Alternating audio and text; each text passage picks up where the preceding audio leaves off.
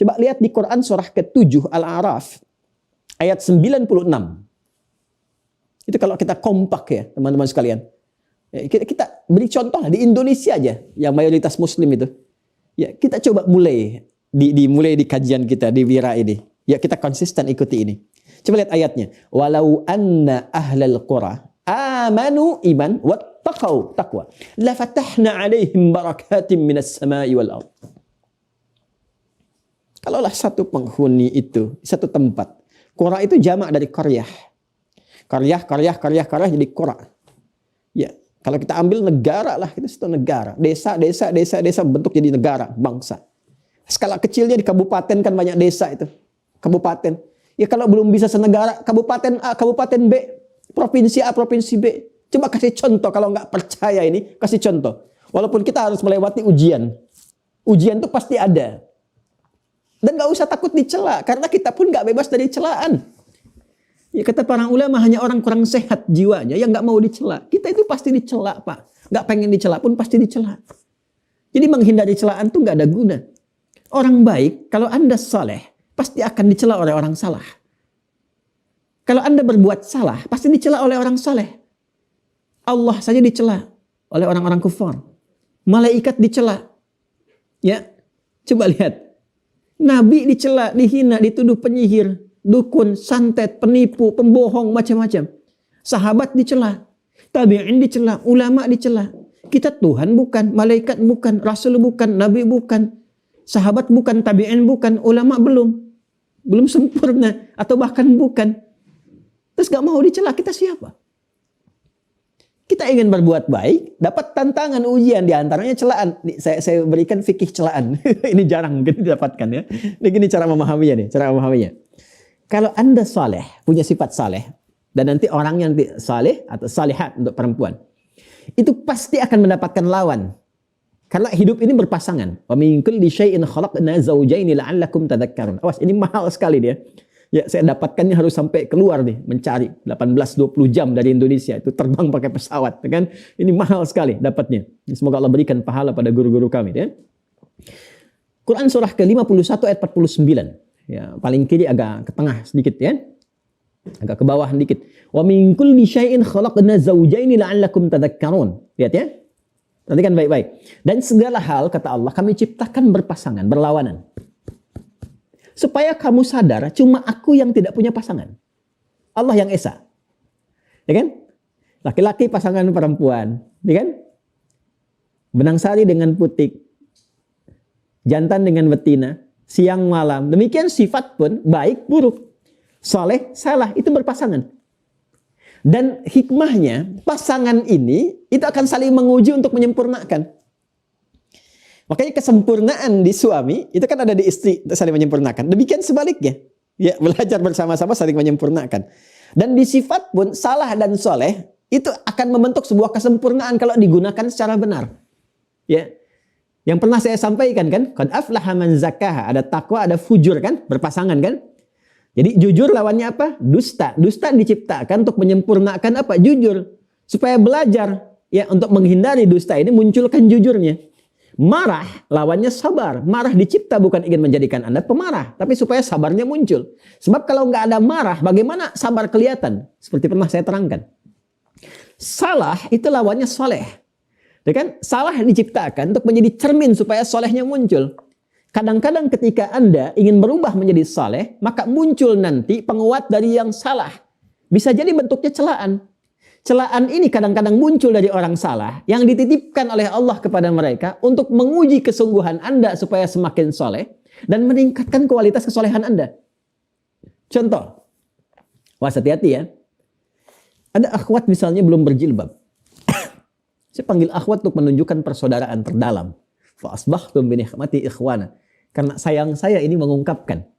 Ya, karena sayang saya ini saya menyampaikan ya supaya semua mendapatkan kebaikan kemuliaan. Kemudian ingin berusaha berjilbab. Jangan dikira langsung mudah dia berjilbab selesai. Tidak. Kenapa? Karena setiap perbuatan saleh itu harus melewati dulu fase ujian. Ini teman-teman. Kan saleh ini melewati ini dulu.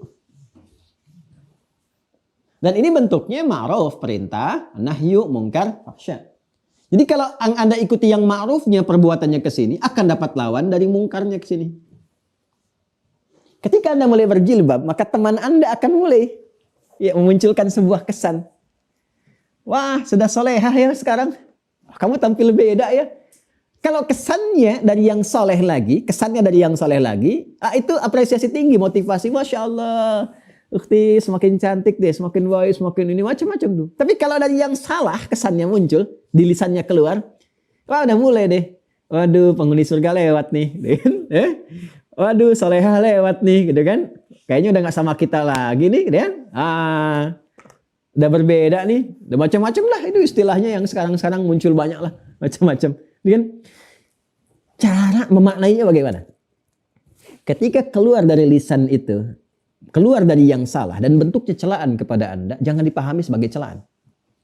Jika Anda berubah menjadi soleh dan keluar kemudian pandangan, penilaian dari orang yang salah dengan kalimat-kalimat yang salah misalnya, itu sesungguhnya penguatan pada diri Anda bahwa pada saat yang bersamaan Allah telah menetapkan Anda menjadi soleh. Karena lawan itu mengonfirmasi yang lainnya. Ya, lawan mengonfirmasi yang lainnya. Marah mengonfirmasi adanya sabar. Dusta mengonfirmasi adanya jujur. Salah mengonfirmasi adanya soleh. Jadi ketika orang salah memberikan celaan kepada Anda, salah itu kan mencela lawannya. Gak mungkin memuji lawan, tapi mencelanya. Kalaupun dia memunculkan kalimat yang baik, itu nadanya sindiran. Tetap ada unsur salahnya. Karena dari yang salah ini keluarnya negatif, gak mungkin positif. Jelas ya? Jadi ketika keluar dari yang salah atas kesolehan Anda, itu sebetulnya konfirmasi kesolehan Anda. Bukan celaan yang ditujukan kepada Anda. Jadi jangan marah kalau dicela oleh orang salah. Ya, kecuali kalau porsinya, misalnya porsi-porsi yang tertentu, secara proporsional, sudah melanggar hak-hak yang lain misalnya, bukan pada diri Anda. Jadi kalau dicela secara pribadi, nggak apa-apa, nggak usah marah. Itu penetapan kebaikan. Ya, tapi kalau dicela agama Anda, Quran Anda, Tuhan Anda, Rasul Anda, muncul kita gejolak, girah namanya. Mendidih darah rasanya, gitu kan? Bangsa Anda, negara Anda, negara kita dilecehkan di luar, kita bangkit membela. Masa iman Anda dilecehkan, Anda diam saja? Nah, itu girahnya harus muncul. Jadi kalau ada yang mengatakan solehah, gitu kan? Pada Anda yang sudah berjilbab, ya itu artinya Allah menetapkan pada diri Anda sudah berubah jadi lebih baik. Alhamdulillah. Aduh, saya tetap kok, ya nama saya masih Catherine, bukan solehah. Ini hanya berubah aja untuk lebih baik. Ya, Anda misalnya udah ada mulai ke masjid, tadinya kumpul-kumpul, sudah mulai ke masjid. Waduh, Pak Soleh kemana nih? Saya masih Asep kok, bukan Soleh. Ini coba aja menjadi lebih baik, siapa tahu bermanfaat, ya kan? Udah tiap hari begitu muncul, apapun namanya. Nah, demikian cara menyikapinya teman-teman sekalian. Jadi tempatkan Allah dan Rasul itu pada tempat yang pertama. Cinta pertama kita dalam jiwa.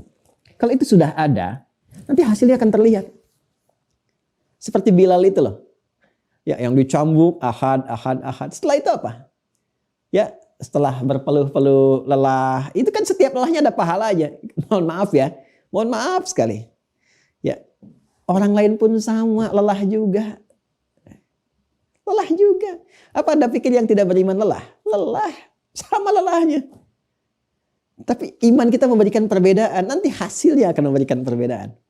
Ya, mereka bekerja, kita bekerja. Mereka berusaha, kita berusaha. Tapi ketika Anda berusaha dengan iman, nanti hasilnya akan beda.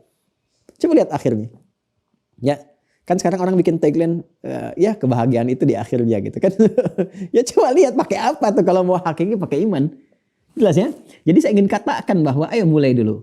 Mulai dulu sampai Anda merasakan kenikmatannya. Sampai mendapatkan halawah itu. Nanti kalau sudah dapat halawahnya, nggak terekspresikan. Nikmat. Justru ketika nggak mendapatkan tempat sholat itu yang sesuai dengan kebiasaan Anda, itu gelisah. Nikmat sholat fardu memburu sholat sunnah. Begitu ketinggalan sholat sunnah bisa gelisah. Nangis-nangis Anda. Ya, ada orang yang ketinggalan tahajud terlambat dikit aja menjelang subuh dia bangun. Nangis-nangis sampai dia tutup dengan amalan apa supaya mengganti tahajudnya semalam. Padahal sunnah hukumnya. Ya, dia bangun kesiangan hari Senin. Nangis-nangis dia, ya Allah. Kok terlambat saya bangun Senin ini saya nggak puasa. Ya kan? Ada perasaan begitu. Tapi nanti kalau fikihnya udah banyak, udah dalam, dia tenang lagi. Ganti lagi dengan yang lain, amal lain.